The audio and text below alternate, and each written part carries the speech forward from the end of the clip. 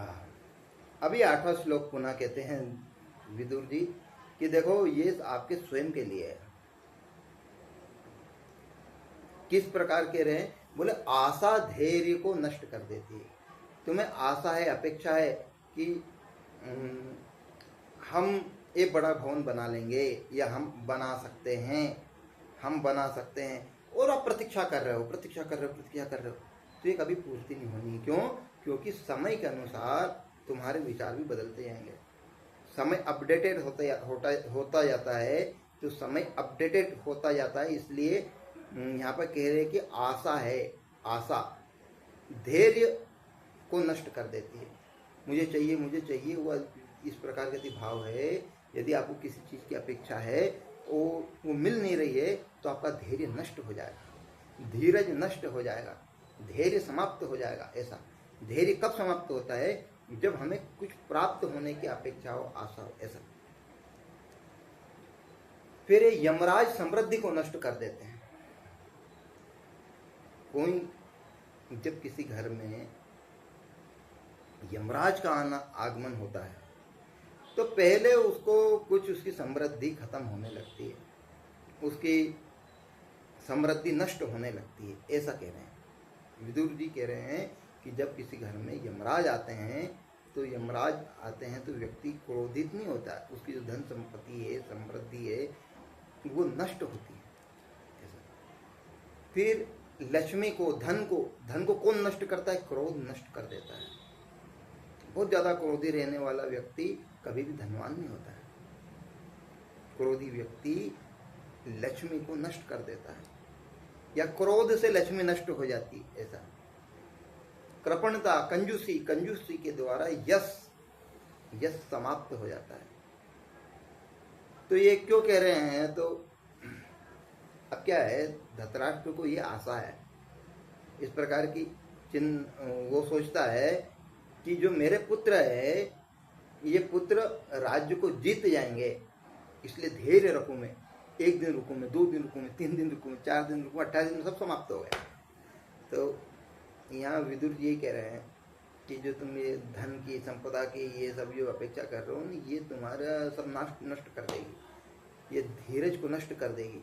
ये आशा अपेक्षा है, कुछ भी प्राप्त करने का है, ये आशा धैर्य को नष्ट कर देगा। ऐसा फिर यमराज समृद्धि को नष्ट कर देगा। यमराज आ रहा है, इसलिए तुम्हारी समृद्धि नष्ट हो जाएगी। घर में आग लगना, परिवार के कुछ सदस्यों का गायब होना,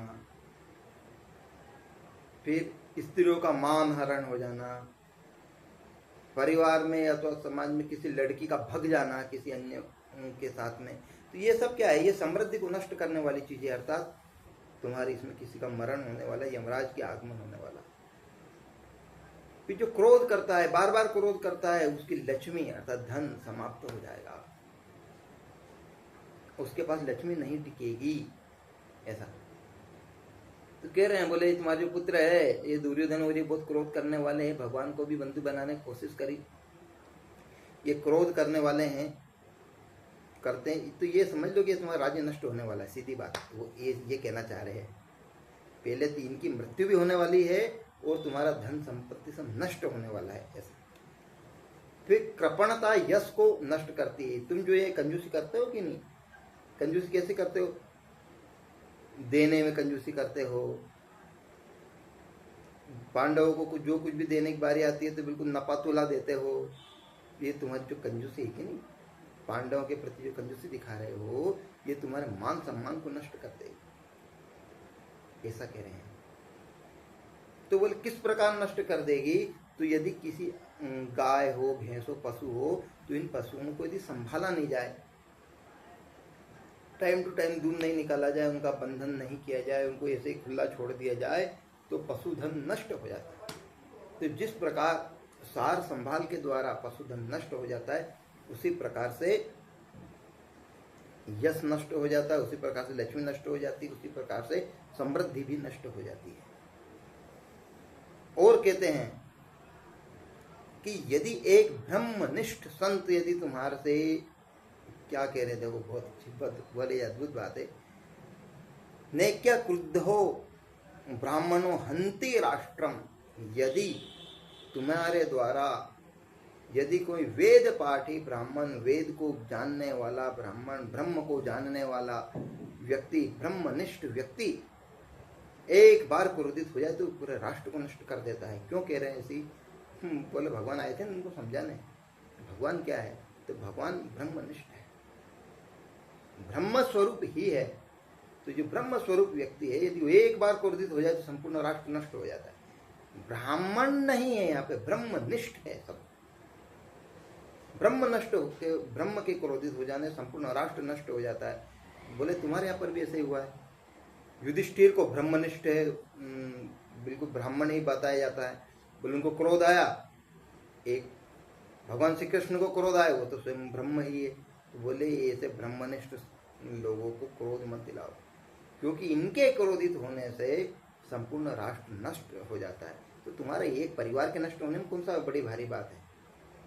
ये कह रहे हैं। बोले ब्रह्म को जानता है, जो संसार को जानता है, ऐसे ब्रह्मनिष्ठ संत यदि क्रोधित हो जाए तो संपूर्ण राष्ट्र नष्ट हो जाता है। तो तुम्हारा परिवार किस खेत की मूली? ऐसा क्यों कह रहे हैं? क्योंकि इन्होंने भगवान श्री कृष्ण को बंदी बनाने की कोशिश करी थी। वहां पे उनको विराट स्वरूप दिखाना पड़ा था। क्यों दिखाना पड़ा था? क्योंकि ये ब्रह्मनिष्ठ होने के बाद भी इन्होंने इस प्रकार का अपराध कर रहे थे। तो ये ऐसा बता रहे हैं। बोले ब्रह्मनिष्ठ ब्राह्मण के नष्ट क्रुद्ध हो जाने से संपूर्ण राष्ट्र नष्ट हो सकता है। इसलिए तुम न्याय की बात करो। राजा राजपद पर बैठे हुए राजा बनकर के तुम अन्यायपूर्ण बातें मत करो। ऐसा अगला श्लोक और अच्छा है, इसको आप समझने का प्रयास करते हैं।